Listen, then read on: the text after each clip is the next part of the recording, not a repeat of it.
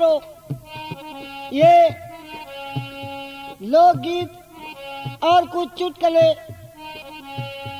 आपके लिए लाए हैं Amar cassette industries Meerut road Hapur वाले, जिसके गायक नंदराम आर्य, ग्राम बूचानांगर, जिला बिजनौर, और ढोलक पर रोहतास सिंह साथ दे रहे हैं, जो ये भी बूचानांगर बिजनौर के निवासी हैं। खंजरी पर होमेंद्र कुमार। तो सुनिए, ये कुछ लोकगीत और चुटकुले आपके सामने पेश हो रहे हैं।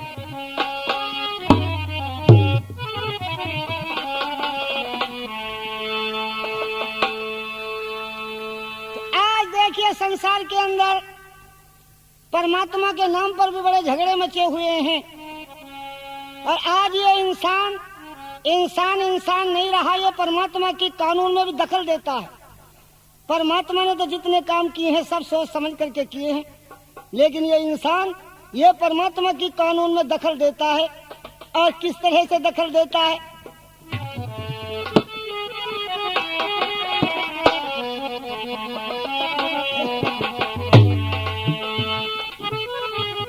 क्या ईश्वर की महिमा का एक कहता मजबून में, ईश्वर की महिमा का एक कहता मजबून में, दखला ना देना कोई भी उसकी कानून में, दखला ना देना, दखला ना देना कोई भी उसकी कानून में, दखला ना देना कोई भी उसकी कानून में, दखला ना देना कोई भी परमात्मा की कानून में। कैसे?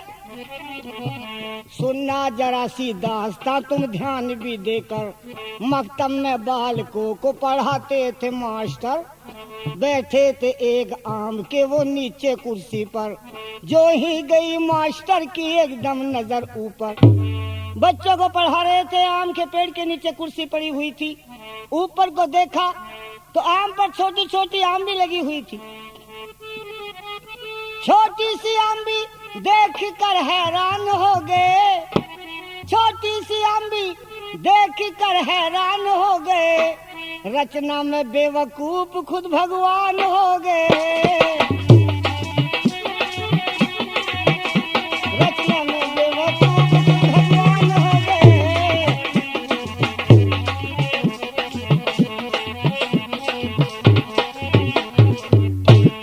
देखिए, आम के पेड़ पर देखा छोटी छोटी आम भी लगी हुई थी। मास्टर साहब का विचार बना, अरे परमात्मा को कहते हैं सारे काम हिसाब से किए हैं, लेकिन नहीं, कहीं कहीं धोखा खा गए, गलती खा गए परमात्मा भी कहीं कहीं।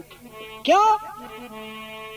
कितना बड़ा ये वृक्ष है और फल बड़ा छोटा, कितना बड़ा आम का पेड़, छोटी छोटी आम भी लगाई। कितना बड़ा ये वृक्ष है और फल बड़ा छोटा, परमात्मा को भी हुआ है अक्ल का टोटा।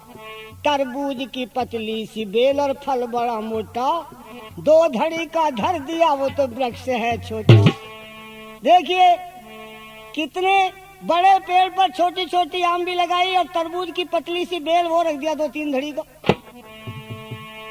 ऐसा पेड़ हरगिज भी नहीं बोना चाहिए था, ऐसा पेड़ हरगिज भी नहीं बोना चाहिए था, या 2 धड़ी का इस आम पे होना चाहिए था, वो 2 धड़ी का, वो 2 धड़ी का इस आम पे होना चाहिए था।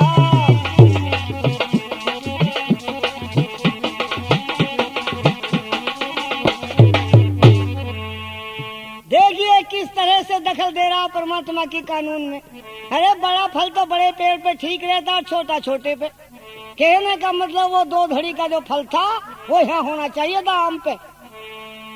लेकिन ईश्वर ने कहा मैं तेरा चक्कर निकालूंगा, ईश्वर ने कहा मैं तेरा चक्कर निकालूंगा, इस प्रश्न का उत्तर अभी क्षण में दे डालूंगा, नियम को मैं नहीं अपने हरगिज भी टालूंगा, हर कहे से तेरे ना सूरज को पश्चिम में निकालूंगा। तो सो गए नीचे जब आलस में मास्टर, ये सोचते सोचते कोई आलस सा आया, पीछे को तिरछे हो गए, नींद आ गई, सो गए। नीचे जबी आलस में मास्टर, ऊपर से गिरी नाक पे एक अम्बी टूट कर।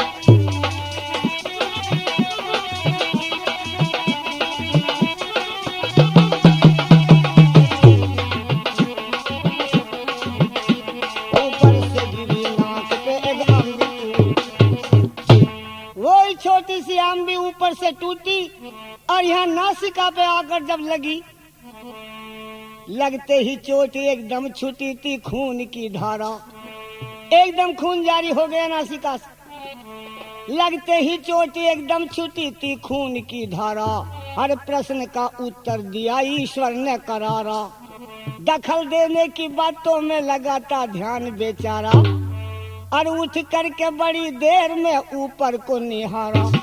खून साफ किया और ऊपर को देख के यूं के मरने में शक नहीं था बेशक, सोचे मास्टर। मरने में शक नहीं था बेशक, सोचे मास्टर। वो दो धड़ी का आज होता अगर यहाँ पर, वो दो धड़ी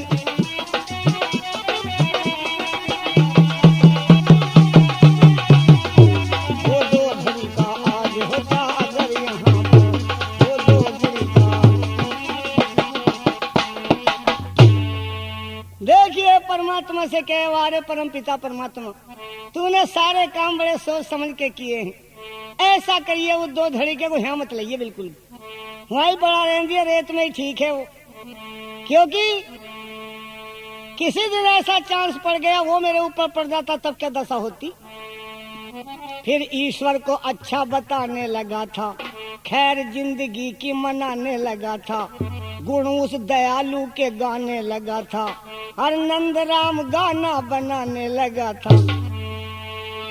लो नाम उसका और करो ना बुराई, लो नाम उसका करो ना बुराई, वो पल में बना देता है पर्वत को राई, वो पल में बना।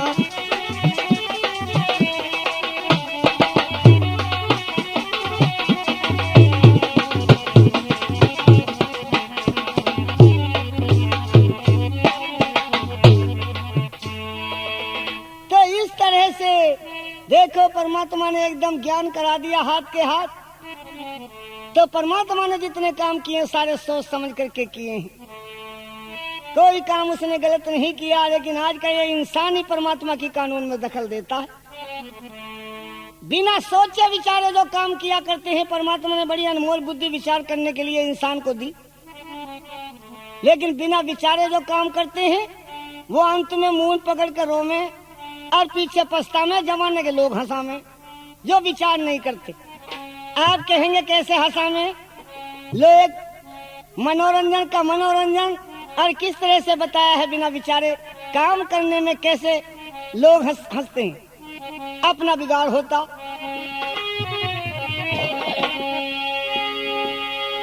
बड़ा दुखी है भाइयों दुनिया में, के वो मूर्ख से नर नार, दुखी है भाइयों दुनिया में।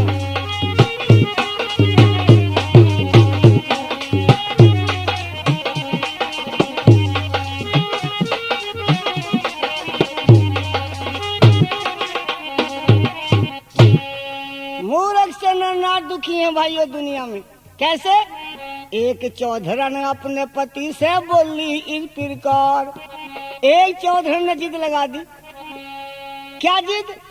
एक चौधरन अपने पति से बोली इस प्रकार, कि अब क्या नहाऊंगी गढ़ गंगा, मेरा यही विचार, दुखी है भाई।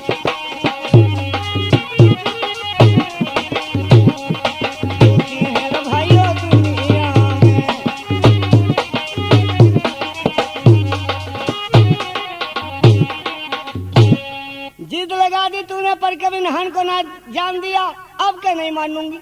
तुम भी अगर नहीं जानेगा तो पड़ोसों की बुग्गी जा रही, उसमें बैठी चली जाऊंगी अकेली। चौधरी बोला, रे भगवान तुझे जाने से तो ना रोकता, पर एक गड़बड़ हो जाएगी अगर तू चली गई तो। क्या गड़बड़? गड़बड़ ये है 10,000 की भैंस लिवाई तेने जिद करके और वो पड़ रही तेरे हाथों। दूध तेरे अलावा और को दूध नहीं देती। दूध कैसे निकलेगा? परेशानी तो ये है, जाने से तो मैंने मना कर दिया। चौधन बोली जी हाँ ये बात तो सही, मेरे बिना दूध ना देने की भैंस, तो फिर क्या होगा? ये बोली देखो जी जाऊंगी तो मैं जरूर, एक रात की बात है, ज्यादा समय तो ना लगाने की, पर तुम एक काम कर लियो, मेरी पुरानी टियल धरी है उसे पहन भरतार।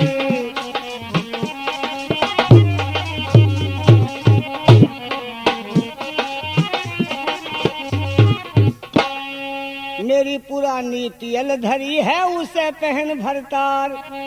सर पे मेरा ओढ़ को ना बैठ काढ़ लिए धार। दुखी है भाई दुनिया में, दुखी है भाई दुनिया में।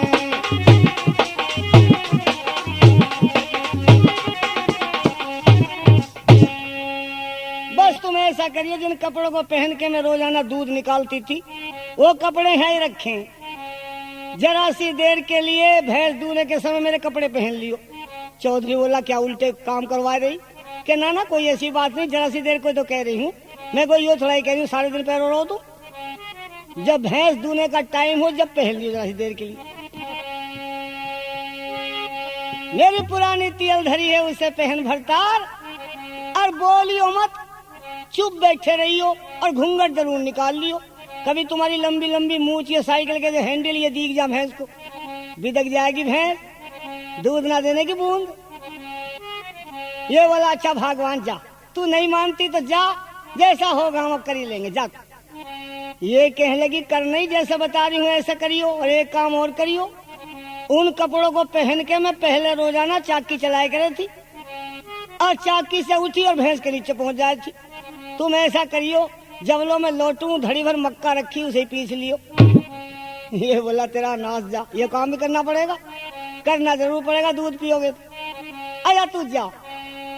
ये तो बैठ बुग्गी में और सांप गई। चौधरी ने देखा भाई ऐसे ही कर ले, कभी भैंस दूध ना दे भाई, बड़ा डर लगे, खतरनाक भैंस। आधी रात से चाकी और दई जरा करी ना वारे।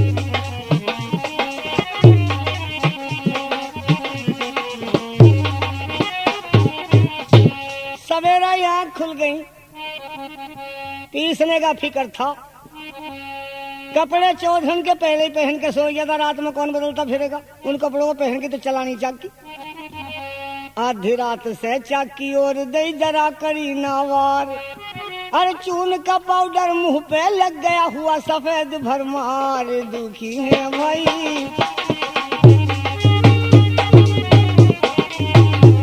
दुखी है भाई दुनिया में।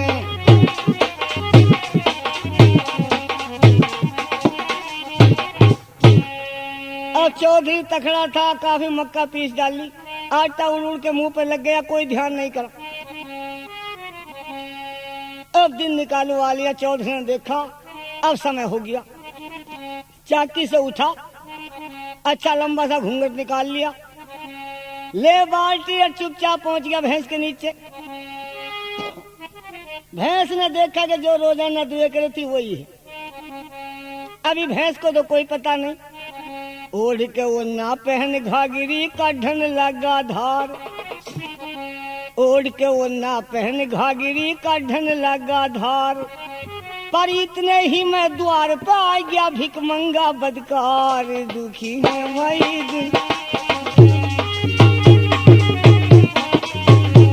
दुखी है भाई दुनिया में।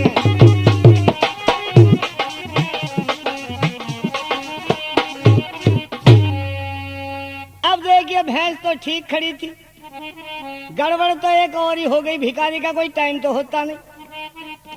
आ गया सुबह एक भिखारी, एक बहुत ठाड़ा चिमटा ले रखा था, वह खड़खड़ाने लगा भैंस के धोरे। तू क्या देखे मेरी जुजमान, खोल पुटलिया कर ले दान दे गंगे। आ गया खिचड़ी मांगने सुबह। चौधरी ने देखा बस दूसरा यो मामला खराब करेगा। अब भैंस भी दग गई तो मामला खराब हो जाएगा। अब कैसे करूं, इसे मना करूं तो बोली समझ जाएगी भैंस। और घूंघट उघाड़ा और ये मूछ दिख गई तो मामला बहुत ही खराब हो जाएगा। अब ये चिमटा जोर जोर से खड़खड़ा दिया। चौधरी ने देखा वो बात बनने की नहीं, ये दूसरा भी का जरूर।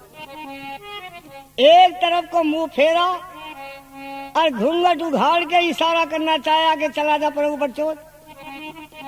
वह घूंघट के उघड़ते ही एक साइड मुच्छों की भैंस को दिख ही गई। वह फिर क्या था, मूछ देख के भैंस भी दग गई, खुट्टा लिया था उखाड़े।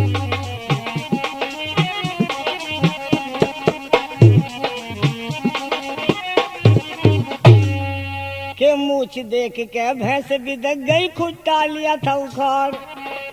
और वो न उतर के बगल में गिर गया, डियो डियो करता जाए। दुखी है भाई दुनिया में।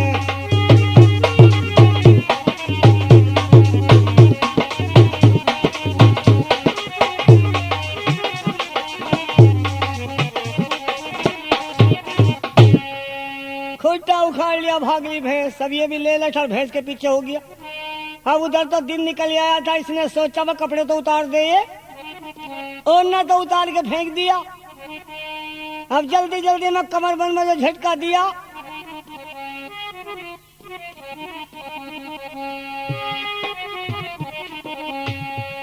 तो कमरबंद खुलता तो क्या, जल्दी में गोल गांठ लग गई। वह तेरा उलट पुलट हुआ, ना खुला। इसने देखा, इसे फिर खोल लिए। भैंस को देख कभी किसी का नुकसान कर दे।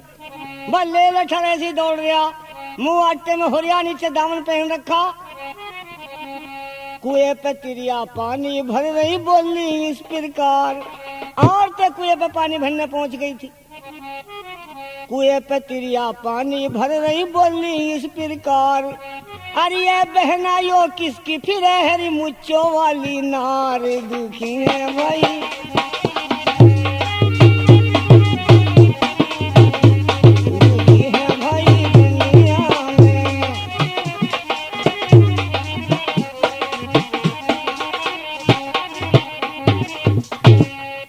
कुएं पे पानी भर रही थी। देख के चक्कर में पड़ी। एक बोली भेना मुच्चों वाली औरत किसके हमारे गांव में। अब उनमें से एक बोली कि भेना तू ना जानती इसे। मैं जान गई ये औरत ना है, यो गांव में बीमारी आई गई। ऐसे ही आई करे भैंस के पीछे जैसा आ रही। अब इन्होंने शोर मचाना शुरू करा। गांव वाले बोले क्या आफत आई गई, कि तुम्हें पता ना क्या आफत आई गई, गांव में बीमारी आई गई। गांव वाले बोले कहाँ के, देखो वो जा रही भैंस के पीछे। अब गांव वालों ने देखा वे ऐसी होती दिखे, जानते हम बिना। इसे निकाल लो, परेशान कर देगी गांव को। अब साहब गांव वाले ले लठ इसके पीछे और यो भैंस के पीछे। मिट्टी खोदे उसी रास्ते आ रहा था एक कुम्हार।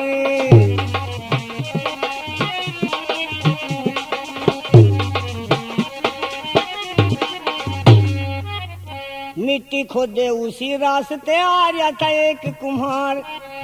प्रजापत के गधे बिदक गए, होई गाली गुफ्तार। दुखी है भाई से नर नार। दुखी है भाई दुनिया में।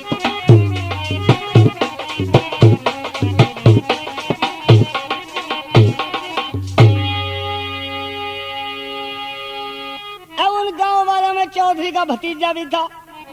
इसने देखा है इसकी बोली तो कुछ कुछ ऐसी लगे यार ताऊ हमारा, पर आवाज तो देख के देख ही ले, कभी कम वक्त वही हो।